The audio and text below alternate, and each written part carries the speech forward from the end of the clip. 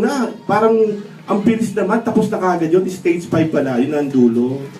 Eh, kala ko 1 to 100 yun, hindi pala. So, sabi ng doktor, dialysis ka na, wala ka ng pag-asang gumaling kasi chronic na yan. So, hindi na yan, hindi po ako naniwala sa doktor.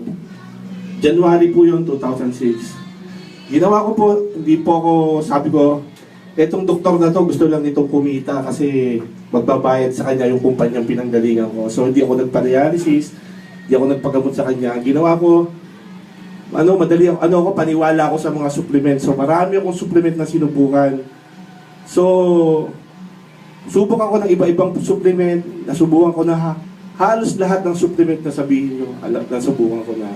Wala ring nangyari. Until November 2006, nadatnan na lang po ako ng mga kaibigan ko na nakahandusay ako sa sopa sa bahay, tinakbo po ako sa Manila Doctors. Emergency dialysis, ang creatinine ko 2,700 na. Ang hemoglobin ko, mababa na sa 6. At payat na ako, putlang-putla. So, emergency dialysis, sinaksakan ako sa leeg. Wala na akong nagawa. Pagkatapos nun, hindi denial pa rin ako. Hindi ako nagpalagay ng sabi, maglagay ka ng fistula. Kailangan mo yan. Hindi, sabi ko, mga 3 dialysis lang, okay na ako. Kasi isa pa nga lang, okay na ako, lumakas na ako eh. Sinalinan ako ng 3 bag na dugo, okay na ako. 3 lang, 4, okay na ako. Hindi ako nagpalagay ng fistula. After 2 weeks, nagkaroon ng infection yung aking nasa leeg. Ang ginawa, nilipat naman sa kabila. Another 12,000. So, wala na akong choice, nagpalagay na ako ng fistula. Wala na rin ako nagawa, tuloy-tuloy. Dialysis sa loob ng 9 na taon. Napakarami na pong paghirap ang pinagdaanan ko. Siguro po, yung mga nandyan na nakaupo, meron sa inyo 1 taon, 2 taon. Kung may kukumpara ko po yung pinaghirapan ko sa pinaghirapan nyo, naku, mas grabe po yun sa akin. Naranasan ko na rin po na manghingi, mamalimos. Nung unang taon, 2 taon, kaya pa kasi may pera ka pa eh. Pero nung mga sumunod na taon, habang humihina yung bulsa mo, humihina rin yung katawan mo. Yes. Pati yung mga pakiramdam ng magulang mo, kapatid mo, nanghihina rin sila para sa'yo. Lalapit ka sa kaibigan mo, sa kamag-anak mo, kung ano-anong maririnig mo. Sasabihin sa'yo kung ano-ano. Hindi mo iintindihin yung maririnig mo. Kasi gusto mong magkaroon ng pan-dialysis. Tatanggapin mo na lang kung ano sabihin nila sa'yo. Dahil nagmamakaawa ka dahil hindi ka pwedeng mag-absent sa dialysis. Ang dialysis po pala, hindi ka pwedeng mag-absent. Hindi ka gaya ng may iniinom kang gamot sa sipon o sa high blood. Nalimutan mo, pwede yun, bukas na lang. Ang dialysis, mag-absent ka, 1 beses, 2 beses, patay ka.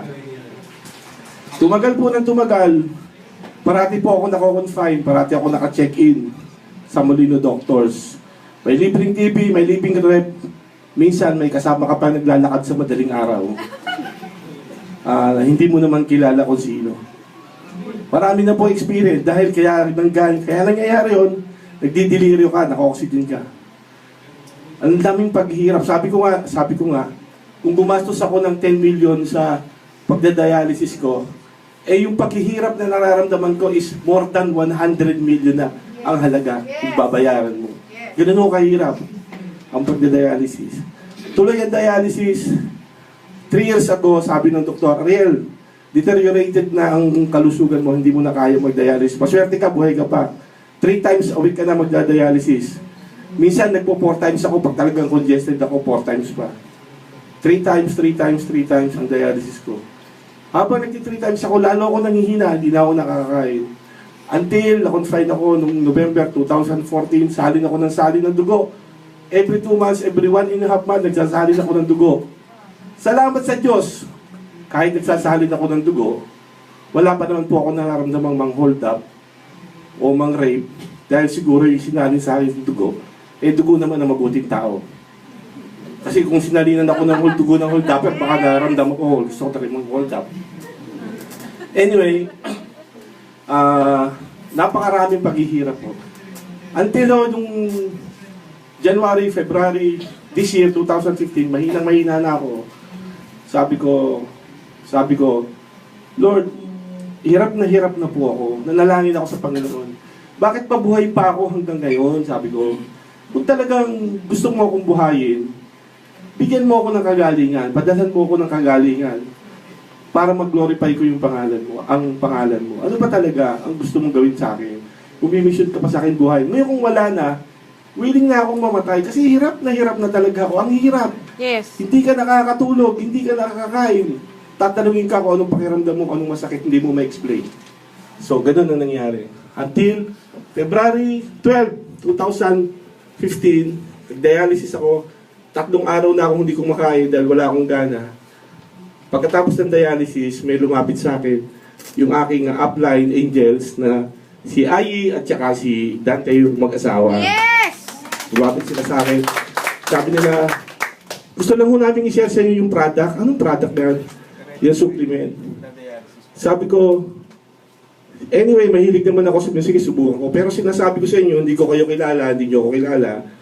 Bahala kayo. Wala siyang kaabog-abog, binuksan niya, pinainom kagad ako ng 3 jiggers. Kasi nakita niya pala, awang-awa siya sa akin kasi putla-putla na ako, hinang-hina ako. Ininom ko. Pag-inom ko, after 10 minutes, sabi niya, uy, pumupula na yung ano mo, lips mo, namumula ka na. Sabi ko, gusto lang kumita nito, binobola lang ako nito. Gusto lang kumita, gusto lang bayaran. Eh, wala akong pambayad. Wala akong pera ka ako, wala akong babayad dyan. Hindi ko muna pababayaran sa'yo, sabi niya. So, ininom. Nagulat ako kasi after 30 minutes, nagkukwentuhan kami, nagutom ako. Yes! First time nagutom ako, sabi ko sa kapatid ko, tara na, tama na yan, nagugutom ako, kumain na tayo. Oh. So, pagkatapos noon, binigay ng kapatid ko yung address, tinake yung supplement, tuloy-tuloy lang. Kinabukasan, tuloy pa rin ako ng inom. Ba nagulat ako kasi nakatulog ako ng maganda. Yes! At paggising ko, ang nakakahimalang bagay doon, kasi paggigising ako sa umaga, kahit nakatulog ka na hirap kang gumising, ang bigat ng katawan mo. Pero noon, nung paggising ko, ang gaan ng katawan ko, parang walang nangyari. Yes! Parang nakapahinga ako ng gusto. Yes! Sabi ko, mukhang may effect itong Ginawa ko, tinuloy. Kinabukasan, dumating sila. Binigyan na naman ako ng isang bote. Sabi ko, talagang gustong kumita nito. Binigyan ka na naman, o. Sige lang, kasi wala pa namang bayad eh. Tuloy.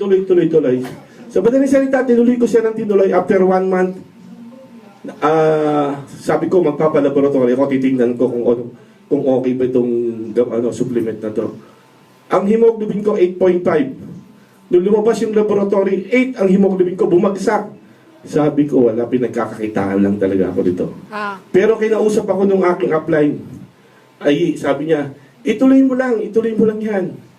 Ituloy mo lang kasi talagang ano lang yan, ganyan lang talaga. Marami kang mararanasan mga healing effect, gano'n sinasabi niya.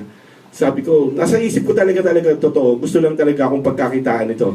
Sa halip na bumaba, tumaas, bumaba eh. Yes! Anyway, tinuloy ko pa rin. Mabuti na lang, makulit siya. Yes! After 3 months na aking pag-inom ng supplement na yan, nag-12 ka agad ang hemoglobin ko. Yes! Nagulat ako, sabi ko, nag-12 ang hemoglobin ko. Tapos yung mga laboratory results ko, bigla nag-unti-unting nag-normal. So, after 4 months, nag-laboratory ako, nag-normal, ang hemoglobin ko 12 pa rin, ang aking calcium nag-normal, ang potassium ko bumagsak, ang uric acid ko bumagsak. Kinausap ko yung aking nepro, sabi ko, Dok, ito yung result ng lab ko, anong gagawin ko dyan? Pwede ko bang itigil na yung gamot ko? Sabi niya, sige, itigil mo na muna pansamantala. Sabi niya gano'n. Pero hindi ko pa sinasabi sa kanya nag-iinom ako ng supplement. Kasi ayaw nilang maniwala eh. Ngayon, after 4 months na pag-inom ko, nung ako'y nagda-dialysis, naggulat sila, parang namatay ako sa dialysis. Nagkagulo sila sa dialysis kasi sanay sila ang BP ko mataas. Nung ako'y parang nawala sa sarili ko, na parang pakiramdam ko, namatay nga ako. Nung binipi ako, ang BP ko, 90/50. Yes! Bagsak na bagsak ang BP ko. Hindi ko kaya parang nawala ako.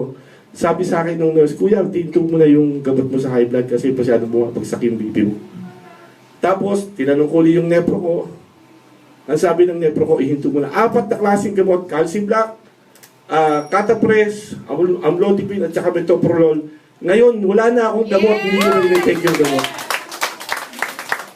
Tsaka yung mga gamot ko sa lahat ng mga potassium, calcium, wala na ako. Wala na akong maintenance. Tinanggal. Hindi ako ang nagtanggal. Ang nagtanggal, doktor. Hindi pwedeng tayo ang magtanggal. At saka babasihan mo yung result ng laboratory. Pwede ako magsinungaling dito. Pwede ko sabihin sa inyo, gumaling ako.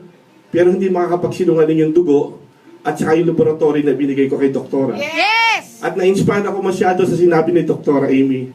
Sabi niya, Ariel's laboratory result is like of a natural person or a normal person except for creatinine. Isipin nyo, doktora nagsabi normal person daw ang aking laboratory result Yes! except for creatinine. Kaya tuwa-tuwa ako. Sa bagay na